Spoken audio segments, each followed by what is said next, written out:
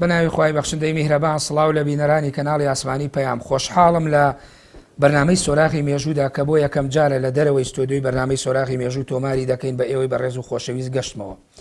لەم بەرنامەیەدا کە بەشی شەشەمی بەرنامەی سۆراغی مێژوومان تایبەتە بە دەستپێکی خەباتی سیاسی و چەکداری بزوتنەوەی پەیوەندی ئیسلامی کوردستان قسە لەسەر هەندێ باس و تەوەر و درێژکراوەی بەرنامەی پێشومان دەکەین.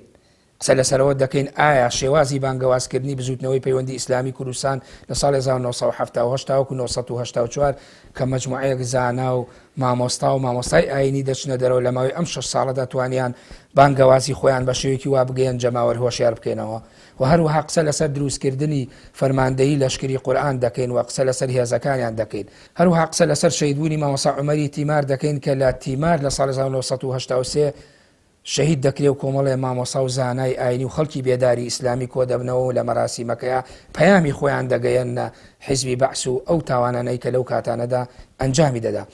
ئەم بەرنامە تایبەتەمان کە هەر بەرنامەی سۆراغی مێژوو درێژکراوی بەرنامەکانی ڕابردووە بە میوانداری بەڕێز مامۆستا عەبدوڕەحمان نەورەسی ئەندامی دەستەی دامەزێنەی بزوتنەوەی پەیوەندی ئیسلامی کوردستانە. مامۆستا خۆشحاڵین بۆ ڕەخساندنی ئەم دەرفەتە.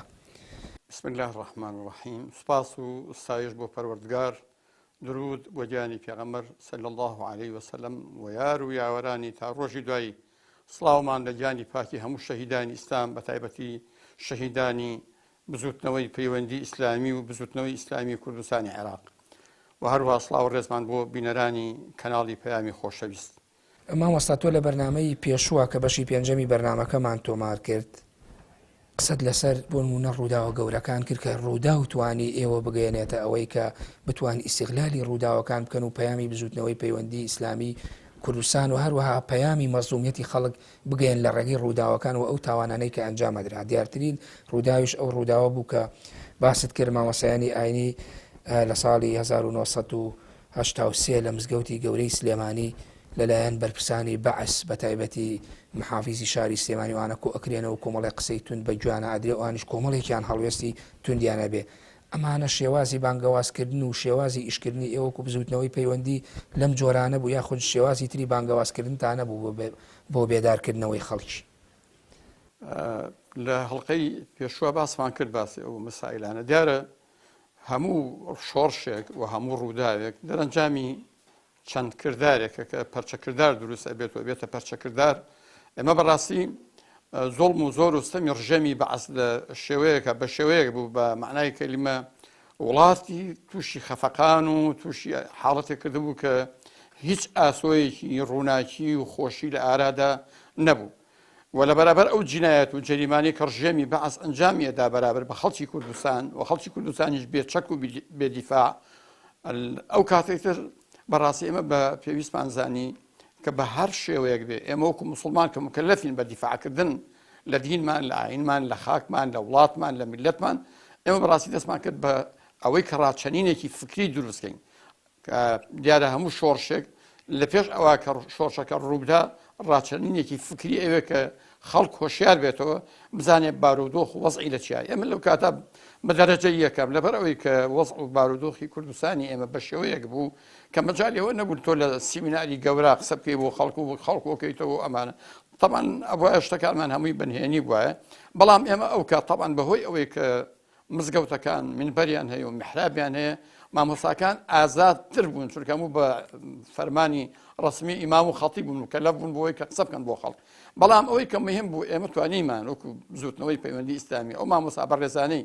کە بەشدار بوون لە ڕێخستنەکانە و لەگەڵمانە بوون و لەگەڵ بزوتنەوەکە بوون ئێمە تقریبان بە هەندێک جار پەیاممانەدانێت کە باسی چی بکرێ مەسەلا ئەو هەفتەیە ئەوانش بە حەقەت باسی ئەو مەسائلەکانیان کرد بە تایبەتی مەسائلی ڕۆژ دەوری زۆر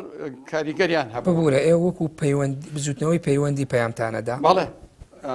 ئەوانە بەڕاستی ڕۆڵێکی گەوریان هەبوو لە هۆشیارکردنەوەی خەڵکە بە تایبەتی خەڵک بەهۆی زوڵم و زۆرەکەوە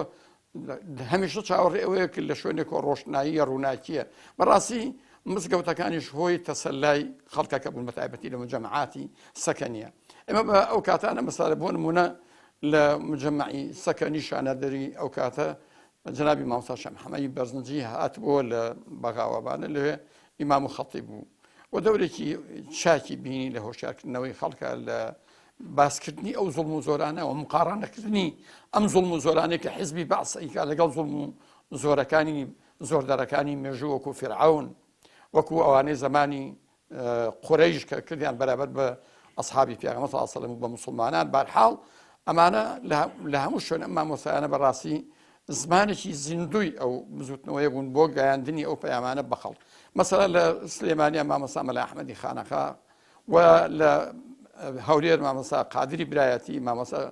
شێخ عەبدوڕەحمانی ئازادی و کۆمەڵی مامۆستای تریشمان هەبوون لە شوێنەکانی تر کە ئەگەر چی وەکو تەنزیم و ڕێخستن لەگەڵ ئێمانە بوون بەڵام هەڵگری فکری ئیسلامی بوون بۆ نمونە لە سیروان مامۆستا مەلا ئەحمەدی کاکە مەحموود خوالی خۆش بێ و هەروها مامۆستانی هەڵەبجە بەڕاستی مامۆستانی هەڵەبجە دەوری چاکیان بینی لەبەرەوەی کە مامۆستا مەلا عوسمان بە حکمی ئەوەی کە هەڵگری فکری ئیسلامی بوو ماوەیەکی زۆریش ڕابەری فکرەکە بوو لە پەنجاکانە تا 56 ئیخوان المسلمین فعلا ئەو خەڵکی کە ئاهین بوو ڕۆشنبیر بوو یا مستەقف بوو بە فکری ئیخوان ئەیانزانی کە دینی ئیسلام تەنها دینی عیبادەت نییە تۆ نوێژ بکەیت و ڕۆژوو بگریت و بەڵکو ئیسلام نظام و سیستمی ژیانە و سیستمی ڕاپەڕینە و سیستمی ئیدارەی دەوڵەتە لەبەرەوە بەڕاستی هەموو مامۆستانە ڕۆڵی گەورەیان بین بەڵێ مامۆستا ئەوەی کە باست کرد باسی ڕۆڵی مامۆسایانی ئاینی ئێوەکو بزوتنەوەی پەیوەندی ئیسلامی تەوجیهاتی سیاسی و حیزبیتان بوو پەیامەکانتان باسە کرد کە باسی چی بکرێ باسی ڕوبەڕووبوونەوەی زوڵم و ستەم بکرێ ینی کە باستانە کرد یا پەیامتانەیە جگە لەو مەلانەی کە سەر بە خۆتان بوون ئەوانش کە سەر بە ئێوەنە وەکو تۆڵی مامۆسایانی ئاینی بە شێوەیەکی عام واقعەکە و زەمینەکەەوەی دروست کرد بوو هەمویان ئەیان توانی یاین لەژێر ئەم پەیام و شێوازی بیرکردنەوەی ئێوە ئەوانیش بەرامبەر ستەمی بەعز بێ جیاوازی و قسە بکەن فعلا ئەوەی کە من ملاحەزەم کرد خۆمە چوومە حتا مزگەوت ئەو مزگەوتانی کە ئەو مامۆسایانەی کە سەر بە ئێمەش نەبوون وتاریانەدا بەڵام مامۆسای زیندوو بوون هەموو بە شێوەیە لە شێوەکان مەسەلا باسی عەدالەتی ئیسلامیانە کرد باسی ئەو فەرمانڕەوایی کە خولەفای ڕاشیدین یا پیاوە عادیلەکانی وەکو عومەری کوڕی عەبدولعەزیز ئەمانە کە دەوریان بینیوە لە ئیدارەی سیاست و دەوڵەت و حکمڕانیە و نەک مەسەلا منطقەیەکی بچووک بەڵکو و ئیمپراتۆرێتی گەورەش لەژێر دەسەڵاتیانە بووە چۆن ئیداریان کردووە چۆن تەعاملیان کردووە چۆن هەڵسو کەوتیان کردووە لە خلالی ئەوە تەمان خەڵکەکە ئیزانی کە مقایسەیە کرد بە حکامی ئەو ڕۆژەکە بەعز بوون ئازانی کە لە چ زیلەتێکان بەدەست ڕژێمی باس ئەمە ڕەهەندێکیە ئەمە جەناحێکی هینی ئێوە بوو کە زیاتر منبەر و مزگەوتەکانتان بەکارێنە یاخود ئێوە شێوازی تریت بانگەواستان هەبوو بۆ ڕوبەڕووبوونەوەی ئەو ستەما ئیسا بۆ نمونە ئیعلام بۆ خۆی کاریگەری هەیە شێوازی هەندێک دەرس و هیچی تایبەتی کاریگەریە پەیوەندیکردنی نهێنی کاریگەری ئەوەی کە ئێوە هەتان بوو لەو ماوە تەنها مزگەوتەکان یاخود وێزگەی ترتانە بوو بۆی بگەن بۆی کە ڕوبەڕووی بەعز بنەوە ئەمە لە ڕۆشنایی قورئانی پیرۆزە کە ئەفەرمێ واعظهم وقل في أنفسهم قولا بليغا ئێمە بەڕاستی جگە لە وتارە گەرمەکانی مامۆستاکان ئێمە ئیسفادەمانە کرد لە ینی ئیعازمانەدا بە برادەرەمان لە تەنزیمە کە ئەو کتێبانی کە سەرچاوی معریفین فکری ئیسلامین وەکو کتێبەکانی سەید قوتب ڕزای خوای لێبێ و هەروە وەکو کتێبەکانی سعید حەوا و کتێبەکانی فەتحیەکان و کتێبەکانی حەسەن حەبەنەکە المەیدانی وەکو کتێبەکانی مەسەلا ئەو نووسەرە گەورانی وەکو لیوا شید محمود شید خەتاب ئەوانە کە بە حەقەت هەموو نووسەر بوون و نووسینەکانیان مامۆستا لە بواری فکری ئیسلامیە بوو ئەوانە ئەو کتێبانە بۆ واقعی و زەمینەی ئەو کاتەی کوردستان ئەیان خوارد زۆر چاک بوو فعلا تۆ ئەو کتێبانەی کە باسی ئیسلامەکە وەکو نیزامی ژیان وەکو نیزامی عیبادەت وەکو نیزامی سیاسەتی لەمان کاتە ئەو مەقولەیە کە باوە کە ئەڵەن جیاکردنەوەی سیاست لە دین ئەوە بە حەقەت مەقولەیەکی ئینگلیزی و ئیستعماریە کە ئەیانوێ ئەیانزانی ئەزان ئیستعمار و داگیرکارانەوانێ بە فکری فەرهەنگی دەرەوەیی دێنە ناو ئەو وڵاتانەوە فەرهەنگی خۆیان بڵاوەکەنەوە ئەزانن کە تاقە فەرهەنگێک ئەتوانین مقاومەی ئەوە فەرهەنگە غەربیانە بکە یا فەرهەنگە شەرقیانە بکە تەنها ئیسلام لەبەرەوە هەموو هەوڵیانە ئەوە بوو کە ئیسلام تەنها حەسرکەن لە جانبی عیبادیە تەنها ئیتیصالی عەبدە لەگەڵ خوا لە کاتێکە کە تۆ تەماشای ئیسلام نەکەین نەخێر ئیتیصالی بەڵێ عەبدە لەگەڵ خوا بەڵام پەیوەند تەنزیمی پەیوەندی ئینسانیشەوە حکامیشە لەگەڵ محکومینە لەگەڵ میلەتانە بەڵێ مامۆستاوی زانیاریە لە لای من ئێوە ئەو کاتانە گۆڤارێک شتان هەبووە بە ناوی ئاسۆی ئیسلام لەوانەیە لە بەرنامەکەی ڕابردوودا ئەندازێ بەهۆی ئەوەی لە یادداشتەکان ئێمە بە هەڵە خوێناوتمان ئاڵای ئیسلام بەڵام ئاسۆی ئیسلام بوو ئەمە چەند ژمارەیەکی لێ ئەو گۆڤ لێ دەرچوو ئەو گۆڤارە لێرە لە ناو شاری سلێمانی دەرئەچوو یاخود لە دەرەوە لە ڕۆژهەڵاتی کوردستان دەرەچوو ئەو کاتانە چۆن ئێوە توانیتان لە ڕێ ئەم گۆڤارەوە پەیامەکانی خۆتان بگەیەن بە خەڵک وەکو ژانری یا وەکو ڕێگەیەکی تری گەیشتنی بە خەڵکو بێدارکردنەوەیان بەرامبەر بە واقعی و کاتە کۆمەڵگای کوردی تیاژە. گۆڤاری ئاسۆی ئیسلام نۆبەرەی مەسەلە گۆڤاری بزوتنەوەی پەیوەندی ئیسلامی بوو کە نووسرا ئەڵبەتە لە کوردستانی ڕۆژهەڵات بە وەسایلێکی زۆر بیدایی ئەو کات ئەو وەسایلانی کە ئێستا هەبوو وەکو کۆمپیوتەرمانە نەبوو لە بەردەسا زیاتر بە فتۆکۆپیمانە چاپمانەکە بەڵام لەگەڵەوە مەساوە لە سەرەتاکانی ساڵی 85 مەجللەیەکی فەصلی بوو لە ساڵی 85 هەر چوار فەصلەکە بڵێن چوار گۆڤاری لێ دەرچوو لە ئاخر ژمارەیان لە ساڵی 86 ئاخر ژمارەی دەرچوو 6 ژمارە دەرچوو یا 5 ژمارە دەرچوو. ئەوەی من هەندێک معلوماتم دەستکە و ئەندازەیەک باسی 6 ژمارەش ئەکەن یعنی کە 6 ژمارە هەبووە 6 ژماری لێ دەرچوو. من دقیقاً ێستا لەوانەیە. ئێوە پەیامەکانتان چی بوو لە ناو گۆڤاری ئاسۆی ئیسلامە؟ وەڵا تاوان پەیامەکە بەشێکی زۆری ڕۆشنکردنەوەی فکری خەڵکی بوو بەرابەر بە ئەو واقعی کە میلەتیایەشی چون تۆ دائمەیەکێ لە وەسائلی ئەوەی کە تەسیرکەی لەسەر خەڵک نەقدی واقعی قائم وەکو عەرەبەڵێ ئەو واقعی کە تیایەژی لە هەمان کاتە وەڵا لە هەموو بوارەکانە لە بواری فکری و فەرهەنگی و لە حتا لە بواری ئابووری و ڕامیاری وەکو ئەڵێ لە هەموو بوارەکانە ئەتگەڕێنمەوە بۆ یەک ڕووداوی گرنگ کە ئەڵێن تۆ ڕۆڵە تیابینیوە مامۆسا لە ساڵی 1970 پێم وایە تەواوە مامۆسا عومەری تیمار شەهید دەکرێت لە تیمار ئەڵێن ئێوە توانیوتانە ئەو کاتانە لەم ناوچانەوە ئەوەندە تەنزیم و ڕایەڵەکانتان بەهێز و خەڵک کۆبکەنەوە بچن مناسەبەکەی بتوان بەکاری بهێنن بۆ دروستکردنی پاڵپشتی جەماوەری و قسەکردن لەو ستەمەی کە بەعس لە خەڵکەی کردوە خەڵک ئەکوژراوە ڕوودا و گەلێکی خراپ بەسەر کۆمەڵگای کوردی لە باشووری کوردستانات بوو. ئەو ڕووداوە چۆن بووە ئەوە ڕاستەوە بە پێ و زانیارانەی لای منە و دەستم کەوتووە تۆ تەنانەت وەکو بە جۆرێ لە جۆرەکان مناسەبەکە تۆ بەڕێوەت بردووە ئەو ڕووداوە واقعەکەیەگە لە زمانی خۆتەوە بۆ بینەران بیگەڕیتەوە. وڵا سەبارەت بۆ ڕووداوە تەمەن باسی تەنزیم کرد جەنابەت ئێمە توانیمان لەو فترەیە کە لە 1970 تا بڵێن ئەو کاتی 1970 توانیمان ڕایاڵی تەنزیم لە شارە کوردستانیەکانەوە ڕەتکەین حتا ئەمە سلێمانی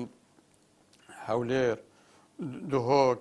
کەرکووک حتا توانیمان ڕایاڵی تەنزیمان بگەین نەبەغاو بگەین هەڵەبجە و گەرمیان و شارە زوو بە هەم کاڵێم سلێمانی ینی هەمووی قەزاکان و هەموو شوێنەکان حتا دێهاتیش لەکانی پانکەش مەسەلەکە دەیەکە بڵێن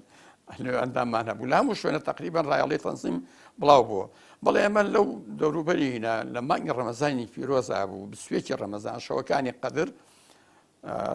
هەواڵێکمان پێگەشت کە چەکدارێکی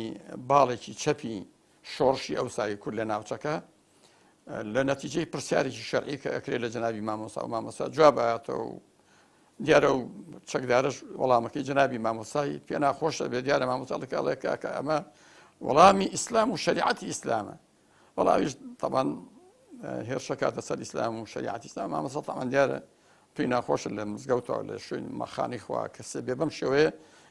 انتهاکی حرماتی خوا و مقدساتکە دەریەکە دیارێش هەڕەشە کات و ئەگرێتە دڵ وڵا شەو دادێ خۆی هاودەستێکی هەڵەکتنە سەری ماڵی مامۆستا و مامۆستا لە بەرچاوی ماڵ و مناڵی لە شەوی لەیلەتول قەدرە شەهیدیەکەن. بەڕاستی ئەو ڕووداوە خۆ دەزانین لە وڵاتی ئێمە میلەتی کوردی ئێمە لەگەڵ مەلا شێلراوە بەتایبەتی ئێمە ئەگەر تەماشا بکەین شۆڕشەکانی کورد هەمووی زعاماتی ئیسلام هەمووی هین بوون هەمووی عولەمای دین بوون لە کوردستانی تورکیا لە کوردستانی عێراقی خۆمانە و لە کوردستانی ئێرانە لە پارچەکانی ترە هەموو ئەوەی کەوا سەردەمداری شۆڕشی کردووە تا ئەم ئەخیرە هەموو ئەهلی عەمامە و مێزۆر. ئێوە چیتان کرد مامۆستا؟ ئێمە طبعاً ئێمە یەکسەر کە ئەو ڕووداوە ڕوویدا ئەلبەتە و مامۆستا هەوادارێکی ئێمە بوو ئەگەر چی ینی بڵێن لە تەنزیم و تەشکیلاتیشانە بوو بەڵامی پەیوەندیتانە بوو بە یەکەوە بەرگەشەی بوو ئەو پیاوێکی مدەڕیس بوو ئەسەمە شێوەی لەبەر چاوم پیاوێکی زۆر بە وقار پیاوێکی گەنج بوو ینی پیاوێکی عالم فەقەی هەبوو دەرسی هەبوو ئەوەی هەبوو و لە هەمان کاتا ئینسانێکی ڕۆشن بە فکری ئیسلامی و بە بیری ئیسلامی ومان. دوای ئەوە کە ئەو هەواڵەمان بیست ئێمە وەکو تەنزیم دەستمان کرد بە هاندانی خەڵ لە هەموو گۆشە و کەنارێکی کوردستانەوە کە بە گەرمی ئەم پرسە بەرگوزارکەن و ئەم مەراسیمەی کە گیرا تەبعاً تازەکەی لە چوارقوڕنەوە لە هینەوە لە تیمارەوە تەمان تازەکەی هەر لە چوارقوڕنە بۆ گیرا کە پاشەوەی کە شەید کرا جەنازە و تەرمی پیرۆزی برایە بۆ چوارقوڕنەوە لەوێ کە هین کرا دفن کرا هەر لەوێ مەراسمی تازی لە مزگەوتی گەورەی ئەو شارە بۆ کرا ئێمە لە ڕێی تەنزیمەوە هانی هەموو مسلمانانماندا لە هەموو گۆشە و کەنارێکی کوردستان و کاتۆ شوێنانی کە دەستمان پێگەیشت کە زۆر بە گەرمی بچن بۆ پرسەکەی حتا ئەمان بیست کە ئەو کاتە زۆر قیود هەبوو لەسەر تەفتیش و جۆرەشتانە حتا سێتەرەکان ئەوەنە خەڵق قەرەباڵە بوو مەجاالەوە نەبوو ئەو هەموو خەڵکە دابەزێن و تەفتیشکە سارە یەک لە پشتی سەریەک خۆلاسە ئەچوونە پرسەکەەوە پرسەکەی زۆر گەرم بوو ئاخر ڕۆژی پرسەکە ئێمە بڕیارمانداوتمان کاکە با ئەمە کارە پێین کە خەڵک هۆشیار بێتەوە بەرابەر بە ئەمە نەبێتە مەسەلا دیاردێک خەڵکی بتوانێت هەروە بە جورئەت و بە جەسارەت خەڵکی مسلمانی عالمی دین بکوژێ پێمان باشە کە ئێمە هەر کۆنفرانسێک یا آخر ڕۆژی تازەکەی تەمان تازە پرسەکە بکەن بە مەراسیم لە بیستیۆکی ڕەمەزانەوە خایاندی تا 27 ینی 1983 بەڵێ ساڵ پرسی ڕەمەزان لە ڕەمەزان نبوو پرسەکەی تا 27 ڕەمەزان ساڵی 83 ئیدامەی هەبوو بەردەوام بووەمان ئەو دەور بەش مفاڵزەیەکە و لە بینی شۆڕشی کورد و لە بینی یەکێتی نیشتمانی حکوومەت و ئەو کاتە بەرحاڵ ئەو کاتە ئێمە ئیعازماندا بە هەموو لایەک حتا خۆش لەگەڵ هەندێک برادرە چوین حتا مامۆسایانی هەڵەبجە شخصی من چوم و لەگەڵیان قسەم کرد ئەوانش خۆڵ ناگرێ هەمیشە ئەوان مدافع بوون لە ئیسلام و لە دین مامۆسایانی هەڵەبجە ئەوەی کە من ناسی و من لە ئەوەڵی مناڵیمەوە تا ئەو کاتەش خەڵکانێک بوون کە هەمیشە لە سەنگەری ئیسلام و ینی ناوی هەندێک لەو مامۆسایان ئەگەر بەعام بەگشتی کە ئێوە ئەتبرتان بۆ ئەو مناسبەیە کێ بوون کە ئەوەی کە زۆر بارز بوو لەو کاتە مامۆستا مەلا عوسمانی هەڵەبجە بوو مامۆستا مەلا عەلی برای بوو مامۆستا مەلا عومەری برای بوو و هەروەها وەعەزان مامۆستا سدیقی برای بوو یعنی هەر چوار براکە هاتبوون جگە لە مامۆستایانی خۆمان ئەو کاتە کە لێرە بوون مەلا ئەحمەدی خانەقا و مامۆستا شەهید مامۆستا مەلا عەلی بیارە و خەڵکانێکی تر مامۆستا مەلا محەممەدی دەڵگەی لێرە پێویستە ئیشارە بم کە ئەوش ڕۆڵێکی زۆر باشی هەبوو لە بەرگوزاری ئەو مەراسیمە مەلا محەممەدی دەڵگەی کە ماوەی وەکیلی وەزیرە وقافی حکوومەتی ئەی لە هەولێر و کەرکووک لە کۆیەوە هاتن مەسەلە و مامۆسانەی کە ئێستا لە یادم بێ مەلا عەبدولفەتاحی وەرتێ و کۆمەڵێ زانا هاتن کە باش لە یادم نییە یعنی کە سەیری دیمەنەکەت دەکرد مامۆسانی هەموو کوردستانی تیا بوو و ئەزانم دوهۆک منتیانەدی بار حاڵت دیار دوورە دەست بوو بەڵام تر مامۆسایی هەموو گۆشە و کەنارەکان هاتبوون حتا قەزاکانی ناوچەی سلێمانی هەموو لەوێ بوون ئێوە لە ناو مناسەبەکە زیاتر ئەوەی کە ئامانجتان بوو لێ بن چیتان وت باسی چیتانە کرد وڵای ئەمە تەقریبەن لە وتارەکانە زیاتر باسی ڕژێمی باس کراوە زوڵم و زۆری و باسی ئەوە کرا کە ئەبێ مقاومەتی ئەم زوڵم و زۆرە بکرێ نابێ موسڵمان دابلیش و زەلیل بێ و باسی ئەوەش کرا کە تەمان خەڵکانێک بە ناوی ئەوە کە هەڵگری فکری مارکسیلینیزم بوون ئەو کاتە و لە هەمان کاتیشا کوردایەتیان نەکرد و بەڵێ ئێمە وەکو خەڵکی موسڵمان پێمان خۆش بوو کاتێک ئەمان بیست خەڵک مقاومەت ئەکایتر بە هەر ناوێکە بووە مقاومەتی بەعسمان بەلاوە واجبێکی مقدس بوو بەڵام هەبوو کەسانێک تقریبان متعصب بوون بۆ فکری مارکسیلینیزم و زۆر بە توندی ئەیاندا لە ئیسلام ئەو کاتە ناو شۆڕشی کوردی ناو شۆڕشی کوردی هەندێک کەواتر من ناڵێم حتا بحقیقت من لە هەموو ژیانی ئەوەی کە بیستومە تا ئێستا نەمدیوە شخصی یەکەمی ئەو شۆڕشە بڵێن کە کۆچ کرد و مام جەلال بوو یعنی قسەیەکی ئەوەمان لێ نەبیست کە مخالیفی ئیسلام بێت زاتەن کە مەسی ئیسلام کە بەڵام تر بەعزە کادر هەبوو تونند و تیژ بوون لە مخالەفەکردن بەڵێ مامۆستا ئێوە لەو ماوەی 6 ساڵە لە 1970 بۆ 1984 نزیکەی 6 ساڵ داو و بانگەواسان بەم شێوازانە کردووە کە باس کرد ئێوە توانیتان ئامانجەکانی خۆتان لەما تەحقیقکەن و زەمینەی ڕۆشنە دەرەوە بڕەخسێنن هەڵکو ئەوی لە تاریخی ئیسلامیە باسی داوای پێغەمبەری ئیسلام صلی الله عليه وسلم بەنهێنی و باشکرا لە مەکا کرێ دواتر زەمینە لە مەدینە دروستەکە و هیجرەتی بۆکە ئێوەش لەسەر ئەم نەمەتە کە خۆتان بە شوێن کەوتی وەزای توانیتان ئەو زەمینەیە لە ئاسی تموحەکانی خۆتان نابێ بڕەخسێن بەڵام ناوبڕێوەرەکەم دوای ناوبڕەکە وەڵام بنەوە بینەرانی بەڕێز و خۆشەویست ناوبڕێکی کورد وەردەگرین و دەگەڕێنەوە لاتە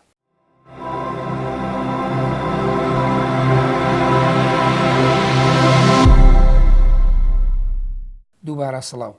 مامۆستا بەر لە ناوبڕەکە پرسیاری ئەوەم کرد ینی ئێوە توانیتان زەمینەی دروستکردنی حرەکەتێکی سیاسی چەکدار کە لە دەرەوە ئەندازەیەک لە باڵە عسکەریەکەیتانی ئەلان کرد دروست بکەن لە ماوەی ئەو 6 ساڵەدا. بەڵێ هەر لە ئیدامەیە و گفتارانە تەبان زیاد لە 12 کەس وتاریان هەبوو ئەوەیەکە لە یادمە ئێستا مامۆستا مەلا عوسمانی هەڵەبجە وتارێکی زۆر مؤثری دا مامۆستا مەلا عەلی هەڵەبجە و هەروەها مامۆستا مەلا عەلی باپیر و کاتە نەوجەوانێک بوو وتارێکی زۆر گەرمیدا و زۆر تند چۆ بەگەژ ئەو ئەوزاعانە کە لە عێراقا لە کوردستانە لە ئەوە هەبوو و هەروەها شەهید مامۆستا مەلا عەلی بیارە بەشێکی زۆری مامۆستاکانی گەڵ مامۆستا مەلا ئەحمەدی خانەقا ئەمانە هەموو مامۆستا مەلا محەممەدی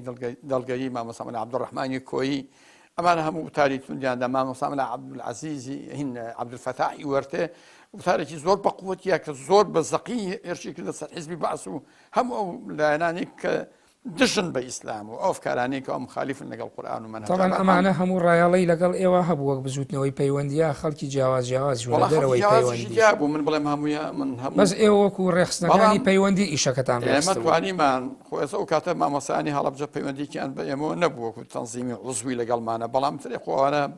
مەسەلا هەڵوێستەکانیان هەموو کاتێ هەڵوێستەکانیان لە ئەوەی لە خزمەتی ئیسلام و موسڵمانان نەبووە ئەوان لەگەڵدا بوون. ئێمە بە حەقیقەت توانیمان کە ئەو خەڵکە بێنین و مەسەلا مەلا محەممەدی دڵگەیی پیاوێکی باش بوو کەسێک بوو لەوانەیە کە لە ئاخیرا سەردەمداری مزاهەرەی خەڵکی قەڵازەیە کرد دژی بەعەس و ئەمانە بەرحاڵ ئەوانە لەگەڵ ئێمە نەبوون وەکو تەنزیم و ئۆرگان بەڵام هاوفکر بوون یانزانی کە ئێمە مەزلومین میلەتی کورد مەزلومە و ئەبێ بە ئیسلامیشین کرێ ئێمە ئەوەی کە زۆر مهم بوو لەو دانیشتە ینی دەرەنجامی دانیشتنەکە بەیانێکی ختامی دەرچوو بەیانە ختامەکە کۆمیتەیەکیان دروست کرد بۆ دیفاعکردن بە ناوی دیفاعکردن لە ئیسلام و موسڵمانان و خەڵکی کوردستان ئەوەی کە سەردەمداری بوو بە ڕئیس و ئیعلان کرا مامۆستا مەلا عوسمانی هەڵەبجە کە لە هەموو مامۆستاکان بەتەمەنتر و لە هەمان کاتیشا مەقامی عیلمیشی عالمتر بوو ئەو بوو بە مەسئولی ئەو کۆمیتەیە و مامۆستا شەمحەمەی قەرەداغی هەرچەندە خۆی حزوری نەبوو ئامادە نەبوو ئەویشان کرد بە جێگر بە عنوانی جێگری مامۆستا مەلا عوسمان لەوێدانرا بەندەش بە عنوانی سکرتێری ئەو کۆمیتەیە تر مامۆستایانی قەزاکانیش هەر کەسە لە قەزای ئەمەتان بە نووسراوە دەرکرد نووسراوەکە خوێنرایە و دواتر بەڵێ ئێستا لە حتا مسەجلیشە لە هینە حتاوانە من تۆمارە دەنگیەکەی من بە حکمی کە سەرپەرشتی دانیشتنەکانمان کرد ئێستاش لە یادمە لە بینی دانیشتنەکانە بازێک ئاەتی قورئانی جیهادی مەخوێنتەوە کە باس دەفەرموو باسی ئەوە کرد کە آيات الجهاد أذن للذين يقاتلون بأنهم ظلموا وإن الله على نصرهم لقدير أو آيات ثانية كمحيب بو جهاد هم اللي بيننا كان أخوان رأيه فعلا دواء أول كدانشنا كطاوة بوهن جنج كوركوال وما نسان كده بالسؤال وبرسيات سبارات بوصع مسلمان وبندش مكلف كراب وكو ناطقين رسمي كومي إنك وكو سكرتيريا جوابي خلقان مدايا من خلال أواك أو جمعة خلطي زور جقل علماء دين خلطي خوان قرب لها مباشكاني كردستان وجنجو مثقف الروشن بيل وأمانة كباسي أوانا خلال قصكاني تو أوادر كفكرك هيبوي كهذا كي تشغل إسلامي دروس به منش أمد إن شاء الله دروس ده إذا أما وكو بعد بو ئەمە وعدێ ئەمە شێوازێکی ئەو ڕێگە و بانگەوازانە بوو ئێوەتان گرتە بە دوایەوە ئێوە لە ساڵی 1984 ئەندازەیەک دەسەکەن بە ڕۆیشتنەوە ڕۆن بەرەو دەرەوەی کوردستان من پێشتر پرسیاری زەمینەکەم کرد زەمینەکە ئێوە خەڵکتان بەم شێوەیە دروست کردووە ئێوە تەبەنە ڕۆنە ڕۆژهەڵاتی کوردستان لەوێ دەسەڵاتی ئێران لەوێ ئێوە توانیتان هەر ئاوا ڕاستە خۆ بچنە ئێوە باسی چەکداری و خەباتی چەکداریکەن یاخود داواکاریتان هەبوو چکاوەی لە بەردەستی منایە بەپێی معلومات لەوێ ئێوە بە تایبەتی بەڕێزی لە چوارچێوەی نووسراوێکە کۆمەڵێ لە مزەکەراتێکە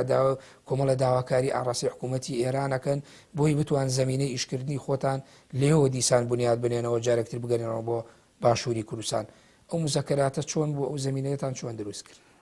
وڵی ئەوە تاوان سەرەتاکە ئەگەڕێتەوە بۆ پاش تاوابوونی ئەو کۆنفرانسەی بڵین چوار قڕنە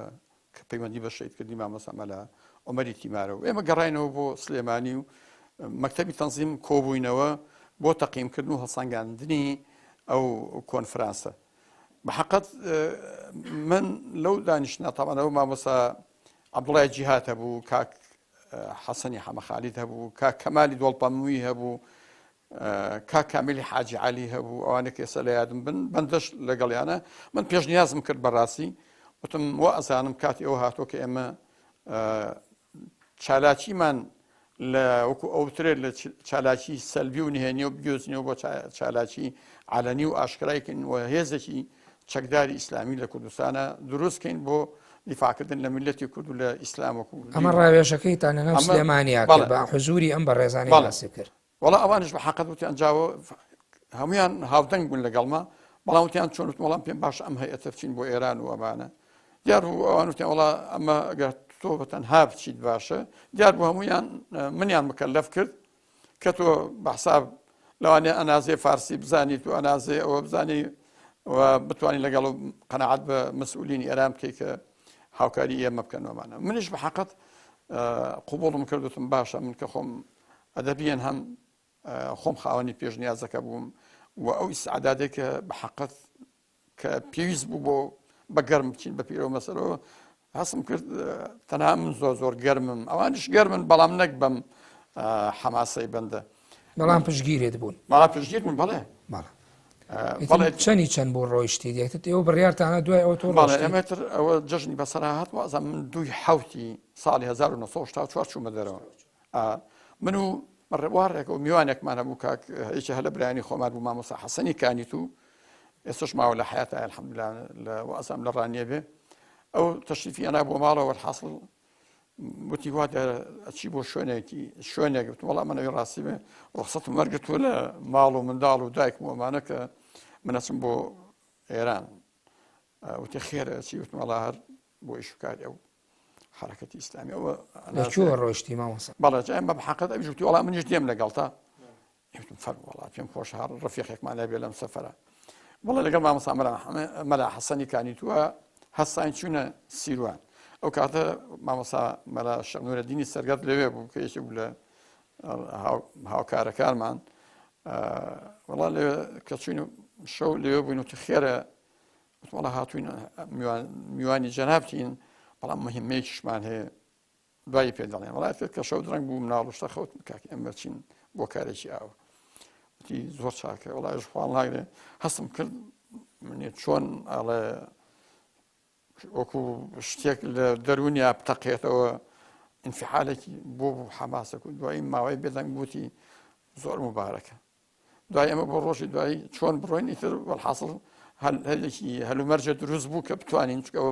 لە سیروانەوە چوونە کوێ دەرچوون چوون ئەحمەداوە چوون ئەحمەداوە ناوچەی ئازاد بوو کاتە پێشمەرگەی لێبوو پێشمەرگەی پارتی لێبوو وەڵا چوینە ئەوێ لە ئاخرا شەوێک لە ماڵی مامۆستا مەلا ئەحمەدی ئەو کاتە ئەحماوە ماینەوە دوای لە ماڵی کێمانەوە مامۆستا مەلا ئەحمەدی ئەحمەداوە مامۆستا مەلا ئەحمەدی ئەحمەداوە دوایی چوین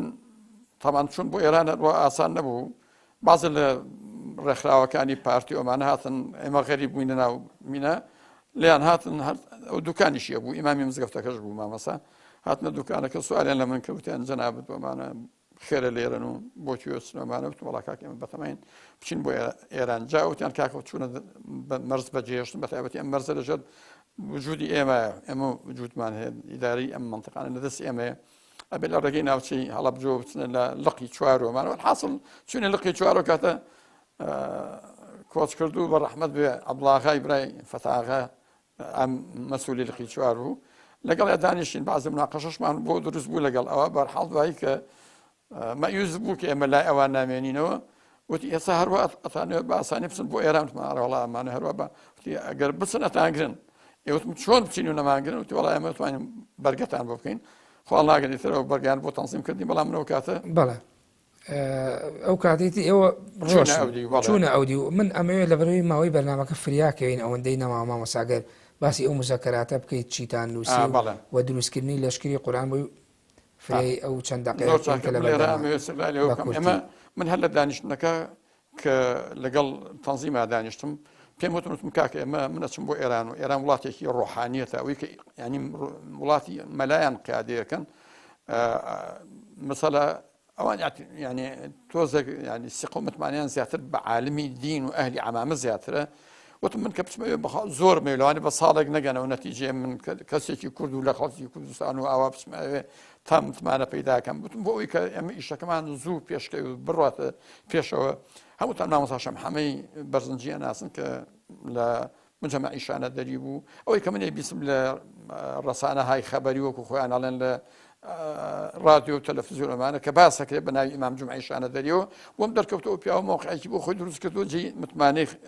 دولتيشة وصدر صد جي متماني مش كأمل بزوتنوي زاناني إسلامي تكشر وما يصير فرشتي كاره كمان من صدر صد ثقة بدين وبإيمان وبعقيدة وبعلمي بلد شوينا بالحاصل زور دريجينا ديني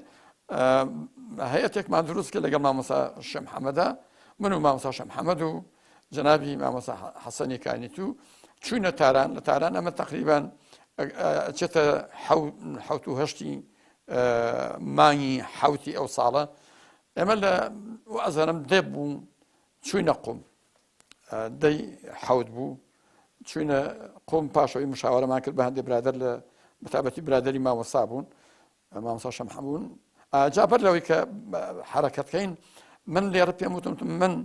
ما وصاش محمد دعوتها كم وكاري إسلامي أم بزوتنا وبيمدي كبزوتنا وبيمدي إسلامي كل سنة أجر قبولي كرد هر وكو سربازك كاركا أما وكاتم بناوي أو أجر قبولي كان من بيعتي أدمي بعنوان الرابر بويك سردم داري شكان مال بالله بەڵێ ئەوەی کە من ویستم هەروە بوو لەگەڵ مامۆستا قسەمان کرد مامۆستا پەسەندی کرد کە بێتە ڕیزەکانی پەیوەندی ئیسلامیەوە پاشەوە ئێمە بەیعەتمدایە بە عنوانی ڕابەر و چوینە ئێران و چوینە تاران بڵێم چوینە تاران و لە تاران و چوینە قوم لەبەر یعنی ببوو لە مامۆستا ئەو ڕابەری مامۆستای هەموو هەر لەو بەیعەتی تۆ دروست بوو تۆ وەگڕەیە ئەو ئان پێشتر لەوێ ئیشی کردبوو زەمینەی هەبوو خەڵکی لەگەڵ بوو مامۆستا شێخ محەممەد تەبعاً لەوێ خۆی ڕابەر بوو تۆ چوی بەیعەتی بێتی یا تۆ پێشنیار کرد ئەو ڕابەر بێ و تۆ بەیعەتی من لێرە پێشنیازم کرد ئەو ارتباطێکی عوزوی نەبوو لەگەڵ ئێمە لەگەڵ بزوو بەڵام لە ڕۆژهەڵاتی کوردستان لە ڕۆژهەڵاتی کوردستان بوو ئەو ساڵی هین 1970 ڕۆژت بوو ساڵە پێش ئێمە بەسم 1970 تۆ بینیت بەڵێ من 1970 بینیم کە چوم قسەم لەگەڵا کرد پەسەندی کرد قبوڵی کرد کە کارکە لەگەڵ بزوتنەوەی پەیوەندی ئیسلامیە من لێرە بە هەموو برادرانی قیادی تەنزیم وتبوو لێرە وتم ئەگەر ئەو قبوڵی کرد من بيعتي أدمي بناي خوم إيوه بعنوان الرابر أو كانت جناب إمام صلى الله عليه وسلم ملابها صدم داريك فقهي هين يقول بلا إمام صلى الله عليه وسلم بحقت كنفت بو بير بو يعني شو وصالة وشرخي شورش وانقلاب وما زور زحمة بتواني داري ملا محمد يجلودي ولا الرجلات بو والله نخ ملا صلى الله عليه وسلم له هلب جابوا ليره والحاصل أنا مو بصندي يعني من بيموتون ما مصا ما صلى الله عليه وسلم شو تصالة ناتواني وكاران وفعاليات أنا بكاكي إما لم قناغة أمانة بليت إما شنو قوم شنو مالي ما مصاش علي كوراني محمد علي كوراني عالمي لبناني بو وبيمنديه بو لقل بزوتنا وآزادي بخشكاني جهاني إسلام وكو منظمة قوابو هي أفغانستان وفلسطين وشون كان يتلو منظمة بشدار بون دواي أو تواني كمينك مان بو دروس كات ديداري لقل آية الله حسن علي منتظرية وكاتك بعنوان أميدي إمام أمة يعني هواي إمام أمة بيأجي قوربو شخصيتي علمي قرين قوية دز روشتو بو وكاتا روشتو بو كاتوانرا شورشك وابو إمام خميني قائد منفجري شورشك بو بلام آية الله عظمى حسين علي منتظري شخصي دوهم بو وشخص إجرائيش بو كالراستو خوب بيوندي لقلهم أرقانا كاني إيرانا بەڵێ ئێوە چیتان کرد چیتان نووسی چۆن تەرەحتان کرد بەڵێ ئەمە کە پاشەوەی مامۆستا عالی کۆرانی بەهۆی ئەو هینەوە ئەو ڕێکخراوەوە توانی کە دیدارەکە بۆ ئێمە ساسکە لەگەڵ ئایەت وڵای منتەزریە سعات چواری ڕۆژی دوایی ئەمە بێتە دەی مانگ تقریبەن دەی حەوت ئێمە لەگەڵ جەنابی شعالی کۆرانی و مامۆستا شێخ محەممەد و بەندە و مامۆستا حەسەن چوینە دیداری کە چوین دیار بوو دیدارەکە خاص بوو چونکە میوانی غەریب هەر ئێمە بووین بەڵام هەیئەتێک لە عولەما و ئەمانە دانیشتبوون لەگەڵ ئایەت وڵای منتەزریە دوای خەڵکی تریشی تیا بوو بە قیافەیە فەنیەوە بەرحاڵ ئێمە کە چوین دانیشتین زۆر تەرحیبی پێکردن بە خێراتنیکردن و پێشوازی کرد دوای ئیلاخرە مامۆستا شێخ محەممەد جاری تر دی بووی منی پێناساند و مامۆستا حەسەنی پێناسان کرد لە کوردستانی عێراق هاتوون و پەیامێکیشیان پێ تر من بە حەقیقەت پەیامەکە بە پێم وت من فارسی تێگەم باش بەڵام ڕەوان بێژ نیمە چون کە قسەم پێ نەکردووە زۆر ئەگەر ئیجازە بن بە عەرەبی قسە بکەم ئەگەر مانع نەبێت جەنابتان زیاتر ئەمویست بدان تێگا عەرەبی تەمەن خۆی کابرا عالم بوو وتی فەرموو تەفەزەل وتی بە لەهجەی خۆیان وەڵام من دەستم کرد بە قسەکردن باسێکی ئەوزاعی کوردستانم کرد بە شێوەیەکی گشتی ئەوزاعی عێراق شەڕەکەی عێراق ئاساری سەلبی لەسەر هەموو خەڵکی کوردستان و دوڕندایەتی حیزبی بەئسۆمانە والحاصل دوایی وەزانم 20 دقەیە من قسەم کرد تا 25 دقەیە کۆتاییم پێنا هەموو ئەوەی کە هەدەفی من بوو هەدەفی بزوتنەوە بوو پەیامەکەی ئێمە گەیاندمە مامەسا ئەو پەیامەوەی من ئەیزانانی تۆ ئەمە لە چوارچەوەی نووسراوە بۆ یان لە بەشێوەی شەفەوی گەیان ئەرزەکەم دوایەوە کە من قسەکانم کرد هەر ئایەتوڵای منتەزیری دەستی بەرز کردوەتی با من قسەکانی جەنابەت بە چەند دوعایە کۆتایی بچێ بێن دوعای کرد بۆ ڕزگاربوونی میلەتی عێراق لە دەسەدام و ڕزگارکردنی میلەتی خەڵکی کوردستان لەم زوڵم و زۆری کە بەسەریا فەرزکراوە دوای لە ئاخرەوەتی من پێشنیاز دەکەم ئەم شتانەی کە تۆ باسەت کرد لە شێوەی هینێکە لە شێوەی مزەکەرەیەکە یا داشتێکە بینوسی فعلا ئەمەشکەیتر لە ڕێگەی شعالی کورانی و بگاتەوە دەستمان ئەمەیتر دوایی من پرسیارم کرد ئەو کە هاتینەوە شعالی کورانی شعالی قورانی چێ بوو عالمێکی لوبنانی بوو کە حەلەقەی وەصلی ئێمە بوو لەگەڵ ئەوانە دۆستی مامۆستا شەمحەمەدیش بووی ناسی پێشتر دیبووی وەڵاتر ئێمە کە چوونە ماڵی شعالی کورانی مناقەشەی نەکەمان کرد شعالی کورانی وتی ئێزان لەو هینە 34 وەزیر دانیشت بوون یەکیان ئاغای محتەشەمی بوو کە وەزیری داخلی ئێران وەزیری کیشوەرە بەڵێتر ئێمە شتەکە مناقەشە کرد و لە ئاخرە مامۆستا شەمحەمەد ماینەوە وتی وەڵام من ماندووم ئەخەو مەگەر جەنابەت بینوسی وەڵام من مزەکەرەکەم نووسی ئەمەوێ ئالێرا ڕادگە مزەکەرەکەی تۆ زیاتر بوارەکانی لە چی و چیان نووسیت ئەگە بە کورتی بۆ بینەران ئاماژە پێکەی خاڵەکان چەند خاڵت نووسی چی و چی بوو مزەکەرە بریتی بوو لە دیباجەیەک باس ینی چۆنەڵێ فەزلەکەیەکی تاریخی نوبزەیەکی تاریخی وەزعی عێراق و کوردستان لە مێژووە و لە هەنووکا بڵێن ئەی ئەو کاتە دوایی من بۆ ئەوەی کە ئێمە کارمان پێشکەوێ داوام کرد لە چەند خاڵێکە یەکێک لە خاڵەکان بریت بوو لەوەی کە ئاعترافی ڕسمی دانپێنانی ڕسمی فەرمی لەلایەن جمهوری ئیسلامی و بە حرەکەتەکەی ئێمە وەکو حرەکەتێکی ئیسلامی چەکدار لە کوردستانی عێراقە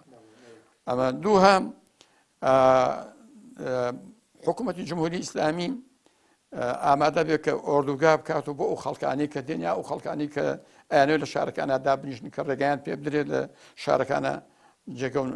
مەسکەنیان هەبێت سێهەم ئێمە داوامان کرد کە ئێمە لە شارە سنووریەکانە حەقی ئەومانە بە مەکاتیب بکەینەوە بە عەلەنی تەمەن کە ئێترافت پێکرا ئاسانە مەکاتیبت هەبێ نووسنگەی عەلاقات و بۆ پێشوازیکردنی ئەو خەڵکانی کە دێن دوای ئێوە چوارە مافی ئەوەمان هەبێت کە مناڵانمان لە هی ئەو خەڵکی کە دێتە ئەوێ مافی خوێندنی هەبێت لە سەرەتاییەوە تا دانشگا پێنجەم بریتی بوو لەوەی کە ئێمە مافی ئەومانە بێ بنارەکانمان و نەخۆشەکانمان ئەوانەی لە بێبەرابەر لە خەسەخانە و بیمارستانەکانی ئێرانە تەداوی بکرێن ئەمە کۆمەڵشت بوو کە ئێمە قبول کرا جگە لەوەی خاڵی هەرە مهم کە بلاو یارمەتی لۆجستیکی و تەسلیحاتی ینی چەک پێدان و مەشقکردنی پێشمەرگەکانمان لایەن جمهوری ئیسلامی قبول کرا بەڵێ من پرسیارێکم لێ یەکەم بەڵام ئەگەر وەڵامێکی کورتم بیتەوە بۆ بینەران ئەو کاتانە تەمان زۆر خەڵق قسە لەسەرەوە کە زیاتر ئەم حرەکاتانە دروستکراوی وڵاتانی کێوکێن ئێوە کۆمەڵە جیاوازی مەزهەبی و سیاسی و ئەندازێشی فکریەکانی ناو ئیسلام و هەروەها جیاوازی تەنانەت نەتەوەیش کە ئەو کەسێکی فارسە یا تورکمانێ بێ یا عەرەبێ بێ لەگەڵەوەی کە تۆ کوردێکی ئەم جیاوازیانە نەبووە ڕێگر لە بەردەمی ئەوەی کە هاوکاری ئێوە بکەن نەخێر خۆی باسی یارمەتی یا دروستکردنی ئەوەی کە ئاشکرایە ئەوانەی کە شارەزان لە حروبی سەوریە یان شەڕی پارتیزانیە لە سەراسەری دنیادا یەک گروهێک یا حیزبێکی پارتیزان یا جەماعەتێکی شۆڕژێری پارتیزان دروست نەبوو ئیلا ئەبێ سەرچاوەیەکی خارجی هاوکاری کات و یارمەتی بەتام لە حەزەی ئێستا هەروایە هەروایشە لە هەموو دنیاوە قاعیدەیە چونکە تۆ ئێستا لە کوردستان ئێمە خەسەخانەیەکیان نییە کرد لە مەیدانە ئەو کاتە نەبوو و ئێمە لە هەموو کوردستانە کارخانەیەکیان فیشەکێ دروستکە لە هەمان کاتیشا مەسەلا ئێمە بە ئیمکاناتێکی شەڕی سەوری وایە ینی پارتیزانی کەواتە ڕێگر نەبوو نەخێر عادەتێکی مەحدود بە چەکێکی خەفیفچی بە گشت ڕژێمەکە کە لەشکری نظامی هەیە و مسلح تا بەڵێ من مامەسا دێمە سەر ئەوە یەکسەر دواتر ئەم خاڵانەی تۆ نووسید لە ڕووی ئەمری واقعەوە ئێران لەگەڵ ئێوە تەرجەمەی کردواتە خسێ ئەمری واقع و پراکتیکیەوە بەڵێ هەموو خاڵەکان دەستان کرد بە ئیش ئێمە پاشەوەی کە مزەکەرەکەماندا بە شعالی کۆرانی گەیاندی گەڕینەوە بۆ ڕۆژهەڵات بڵێن هاتینەوە بۆ شاری سنە تاڵان ئێمە دەستمان کرد بە زەمینە سازی ئەوەی کە ئێمە لە ئەو ئوستانی کوردستان ڕێک وسانێکی مەرزیە ینی محافظ پارێزگاکە ڕێک سنووری بە پارێزگای سلێمانیەوەیە لەگەڵ نوێنەری ئیمام لێ و کاتە لەگەڵ وستاندارە ینی پارێزگار دانیشتین باسی تەمان ئەوان دیار ئیعازیان دراوەیە کە ئێمە چین و چکارێن و ینی کە چوین ئاشنایەتیان هەبوو کە ئێمە حرەکەتێکی تازەین بۆ مانایەت تازە واریدی ئێران تازە داخلی ئێران بووین و جمهوری ئیسلامیش لەسەر بەرزترین ئاست ئیعلانی هاوکاری و یارمەتی ئێمەی کردووە ئێمە داوای هەندێک شتمانکە هەر ئۆتۆماتیکیان ئەو شتانیان بۆ کرد ینی دەستە دەفتەرێکمان هەبێ ینی مەکتەب نووسینگەی لە مەریوان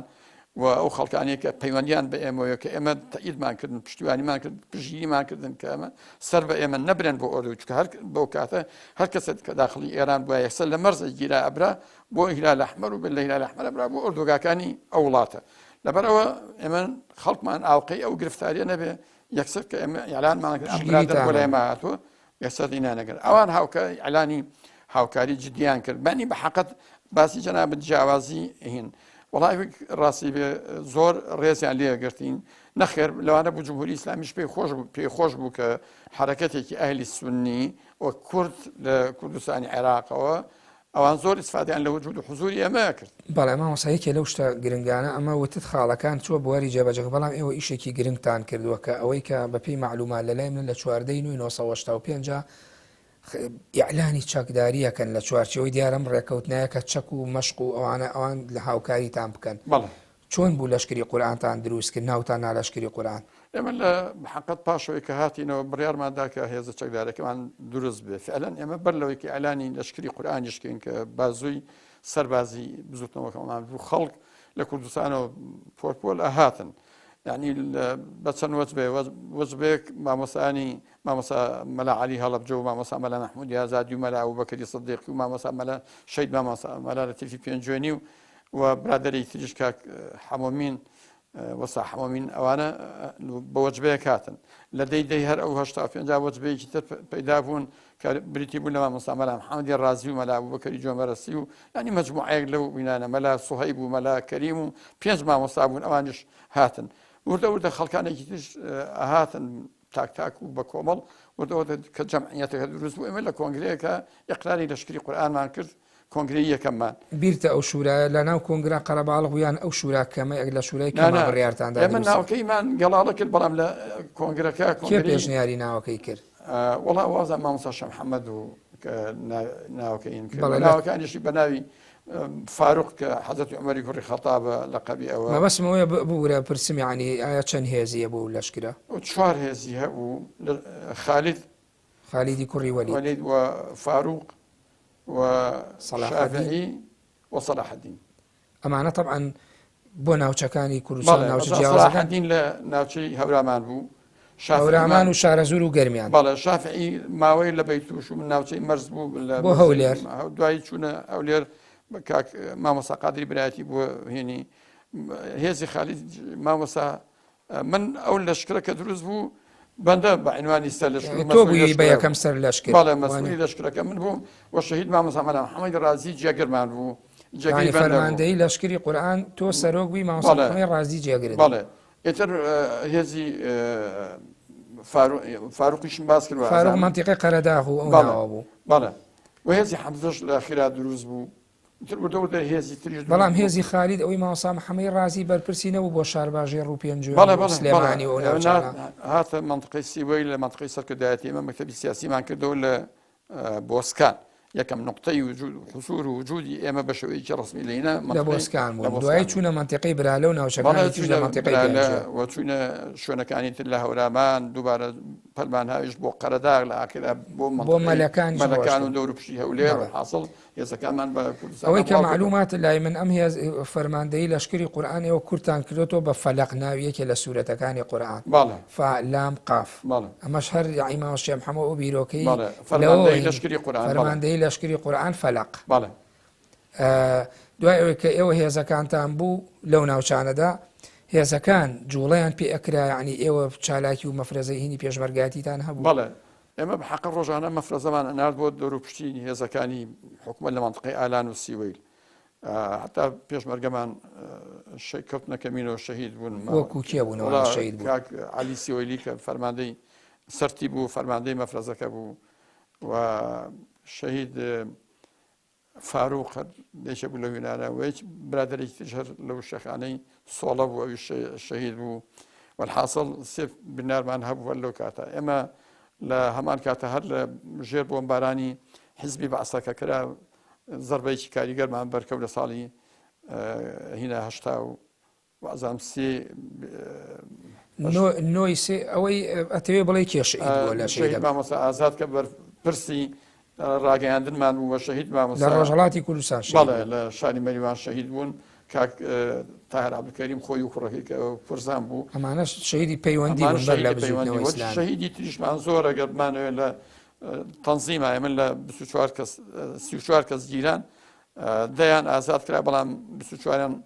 بە تیرباران مەفرەزەکان خۆتی تیابوویت وەڵام من ئێوە چوون بەڵێ زۆر جار کە ئەمە بە حکمی ئیش و کار ئەچوومە هین ئەچوون بۆ سەردانی ئەو قواتانی کە تەوزیعمان کردبوون لە منطقە بۆ کێ وڵای بارەی بچووک ئەو کاتە لە منطقەی پێنجوێن مەسەلا حتا جارێکیان کەوتمە کەمینەوە بە سەختی و خەستی بنار بوون لە منطقەی برالە کە لە ڕۆژێکی زۆر بەفریا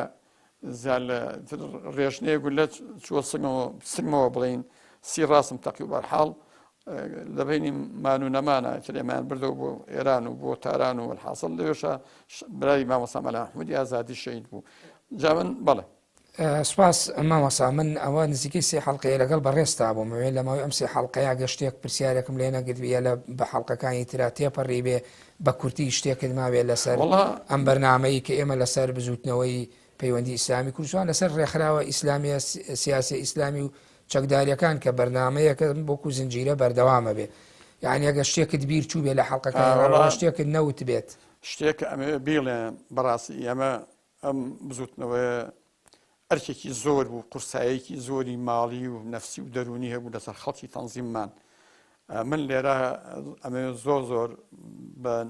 نرخ و تەقیمێکی گەورە زۆر ئەوە بنرخێنم کە ئەو دەور و ڕۆڵانەی کە کاک حاجی شێخ عەبدوڕەحمانی سەرگەڵوویی کە ماڵەکەی وەکو مەقەڕێوا بوو ئاغڵب کۆبوونەوەکانمان هەر لە ماڵی ئەوانە بوو پیاوێکی زۆر محتەرم و پیاوێکی کۆمەڵایەتی و پیاوێکی چاک بوو کە لە ئاخیرا شەهید بوو بەسەر ئەلغامە و هەروەها ئەم بەشدار بوو لەگەڵ بەشدار بوو مامۆستا عەلی بافیر کە بە حەقەت ئەو کاتە لەگەڵمانە هات قۆناغێک و دوایی تر نازانم زۆر کشایەوە بەڵام ئیتر ئێمە قورساییمان کاتێک ئەهاتینەوە بۆ ئێرە بۆ لە ڕۆژهەڵات و ئاهاتینەوە بۆ باشوور ئەغڵب کە هاتین مەنزڵگەمان ماڵی مامۆستا عەلی بافیر بوو لە ماخ و بزنان کە خواجەزایان باتەوە خێزانی زۆر محتەرەمی ڕەحمەتی خوای لێبێ ڕوخسارخان ئیتر هەچی ئەرک و مادووبوونی نان و خزمەتی ئەو خەڵکانی ئێمە لەگەڵ ئەوڕەوەڵا ئیتر بەڕاستی ئەو برایانەی تر ئەو یەکێ لەوانەی تر کە دەوری هەبوو نابێت دەوری ونکەین ئەو کاک بەکری غاز بەڕاستی ئەو کاتە دەوری چاچی هەبوو بە خۆی و ئیمکاناتی مادیەوەکەی و لە زەحمەتا بوو خەڵکێکی ترمان زۆر هەبوو مامۆستا ناوێکم لە بیرە زۆر جارێ خوێنەوە مامۆستا مەلا لوقمان تەوێڵەیی ئایا بۆ خۆی ئەوەش لەگەڵ ئێوان نەبوو لەگەڵ توان نەبوو کە چونە ئێران ئەو لێ پشگیری نەکردن هەستم کرد لە ناو ئەم باس و 4-5 حەڵقەی ڕابردووە زۆرێک لە ناوەکان بەرگوێم کەوتووە بە بینەران وترا بەس ناوی ئەو پیاوەم نەبینی بەڵام لە ناو دیکۆمنت و کتێبە نووسراوەکانە حزوری هەیە خواڵ ناکرێت مامۆستا لوقمان ئەوش دەورێکی زۆر موەسیری هەبوو بە ماڵی بە حەقەت جێگەی حەوانەوەی خەڵکی مهاجری ئێمە بوو کە ئاهاتنە کوردستانی ڕۆژهەڵات بە هەموو ئیمکاناتێکیەوە خۆی و خاو خێزانی لە خزمەتی لە بزوتنەوەی پەیوەندیگەلەوە ئاغڵە بەشی زۆری